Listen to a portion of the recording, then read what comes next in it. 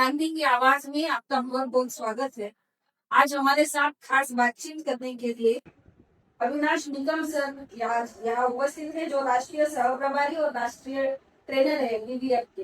वैसे तो वीवीएफ आपको जो बोला गया हमारे लिए दर्शकों के लिए नया नाम है और उनसे ही हम जानेंगे।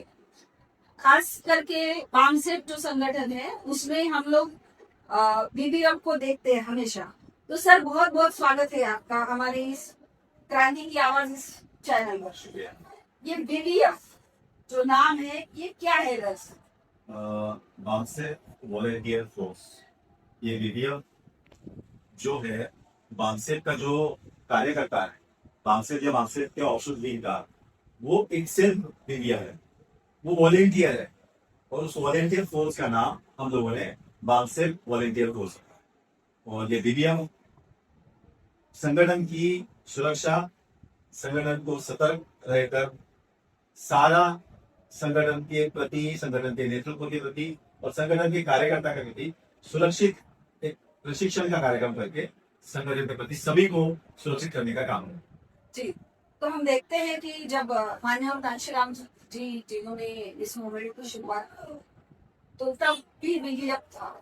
तो कल तक जो नाम था वो बहुजन वॉलेंटियर फोर्स ऐसे हमने सुना था, और अभी आप जो कह रहे हैं बामसेफ वॉलेंटियर फोर्स, तो आपने चेंज किया या वही थीम है क्या? वही थीम है जी। माननीय कांशीराम साहब, और आपको याद होगा तो माननीय डीके खापड़े साहब जी। जो 5-5 दिन का राष्ट्रीय अधिवेशन होता था, तो उनमें दोनों यूनिफॉर्म पहनकर 5-5 दिन का राष्ट्रीय अधिवेशन उसी तरीके से करा। और ये वीवीएफ बनाने की जरूरत क्या पड़ी या उन लोगों ने जो बनाने वाले थे उन्होंने क्या सोच के बनाया होगा, जिसको हम लोगों ने आने वाले दिनों में टेक ओवर किया। टेक ओवर करके जो बाबा साहब अम्बेडकर का बनाया हुआ ब्लू प्रिंट था, उस ब्लू प्रिंट के ऊपर हम लोगों ने काम करके बापसे वॉलेंटियर फोर्स का निर्माण किया, जिसमें डिसिप्लिन कार्यकर्ताओं का निर्माण था। अभी आपने जिक्र किया कि बाबा साहब की जो मंशा थी उस पर भी आपने वर्क किया, तो बाबा साहब ने ऑलरेडी समता सैनिक दल बनाया, जो आज वर्तमान में भी हम देखते हैं कि जितने भी अम्बेडकरवादी प्रोग्राम होते हैं या दीक्षा भूमि पर जब भी प्रोग्राम चलते होते तो समता सैनिक दिखता है। फिर समता सैनिक बाबा साहब ने ऑलरेडी बनाया, वो अभी वर्तमान में भी है। फिर आपकी क्या मंशा है कि समता सैनिक दल रहने के बावजूद आपने वीवीएफ का निर्माण किया? इसकी दो वजह है। एक पहला वजह डिसिप्लिन आना। जितने भी ऑल इंडिया में समता सैनिक दल के हम लोग आज कार्यक्रमों में जो यूनिफॉर्म हमारे दिख रहे हैं, तो हम लोगों को उनका एक काम दिखता है कि झंडे को सलामी देना। जी। उसके बाद उस झंडे के साथ साथ जो प्रोग्राम होता है, उसका रैली होता है, उसका संचालन होता है। समता सैनिक दल का सिलेबस बाबा साहब अम्बेडकर जी ने जो ब्लू प्रिंट बनाया था, वही सिलेबस हम लोगों ने अभी बामसेफ जो SC ST NTT DJT OBC धर्म परिवर्तित माइनॉरिटी लोगों का एक संगठन बन चुका है। उस संगठन की विचारधारा में आइडियोलॉजिकल, हिस्टोरिकल और ऑर्गेनाइजेशन, ये 3 बिंदुओं पे काम किया जाता है। 3 बिंदुओं पे 2-2 दिन का, 5-5 दिन का और 1-1 दिन का प्रशिक्षण शिविर होता है। राष्ट्रीय अधिवेशन में जो डेलीगेट्स आते हैं वो क्राउड बेस नहीं रहता है, वो केडर बेस रहता है।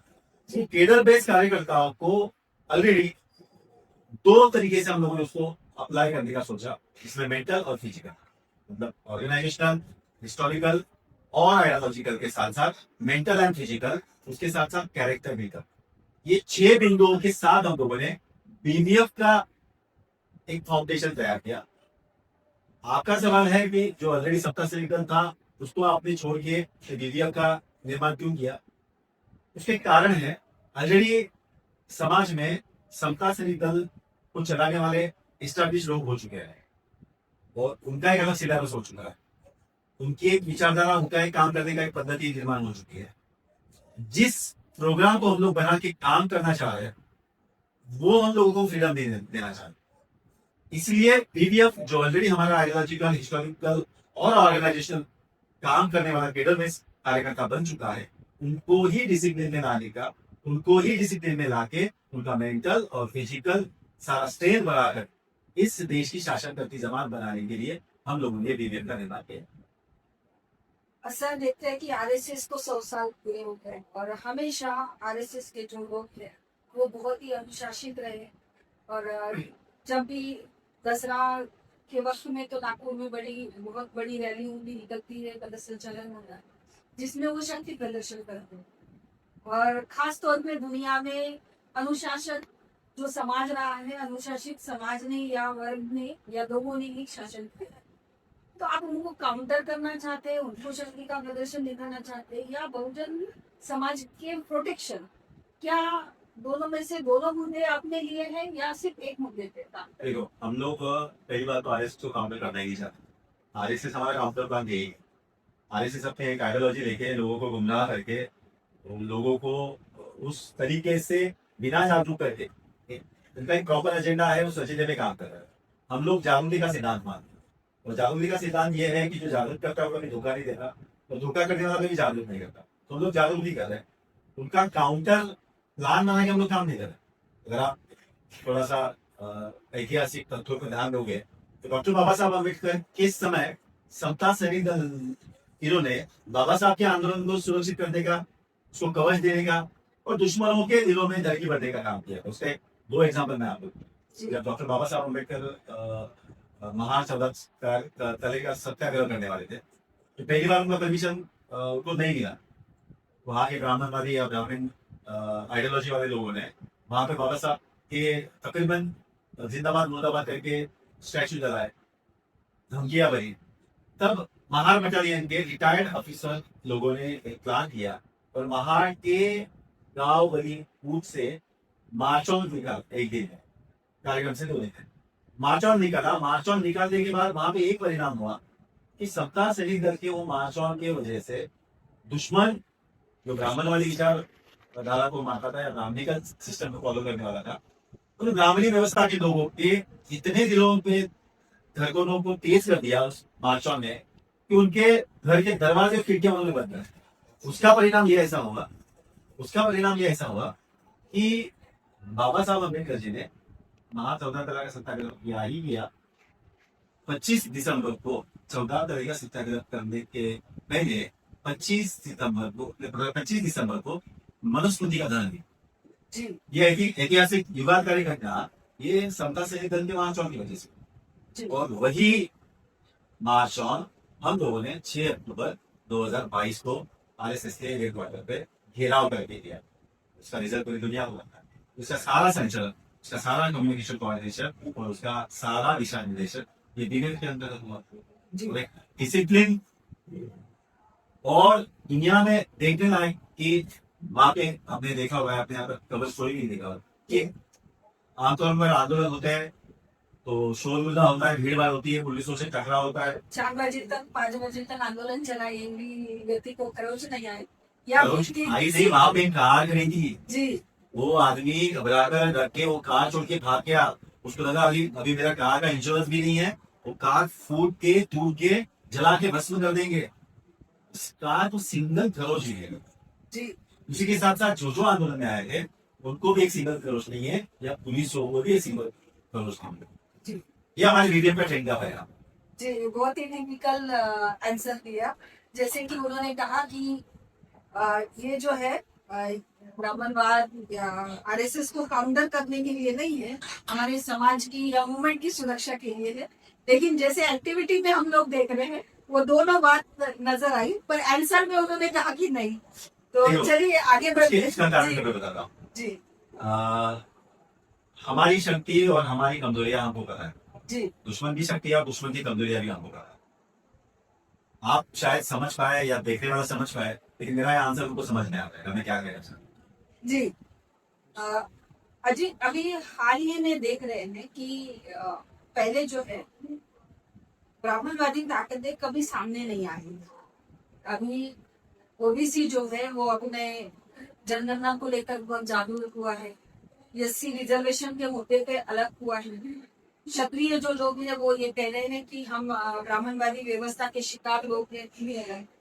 आजकल हम देख रहे हैं कि वो बाहर आकर बोल रहे हैं, आप जिस संगठन में काम कर रहे हैं उस संगठन में जो मुखिया है तो ऐलानिया वो कहते हैं कि हमें इतने करोड़ का इनाम देंगे, इतने करोड़ का। तो आपको क्या लगता है, या डर महसूस हो रहा है या वो डर के मारे बोल रहे हैं क्या?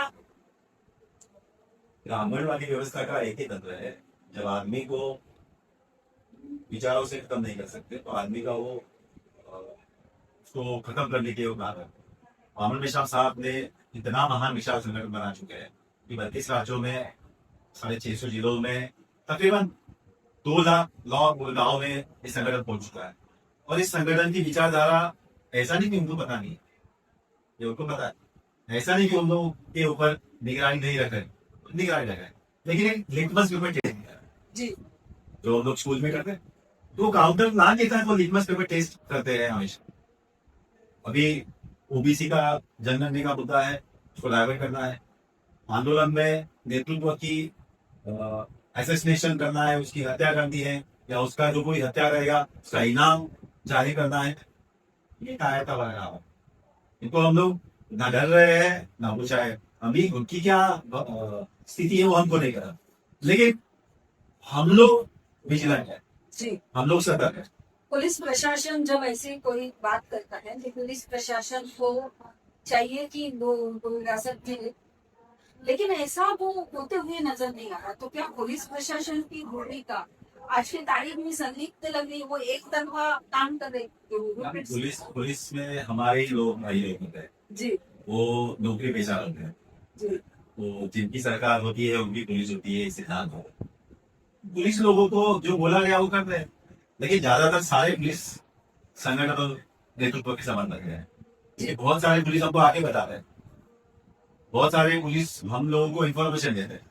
जी, तो वो उनकी क्या भूमिका है कि उनको किस अधिकारी या किस सरकार ने उनको आदेश दिया है, ये उनका मामला है। जी। तो उसके ऊपर ज्यादा टिप्पणी ना करूं, ये मैं बेहतर समझ।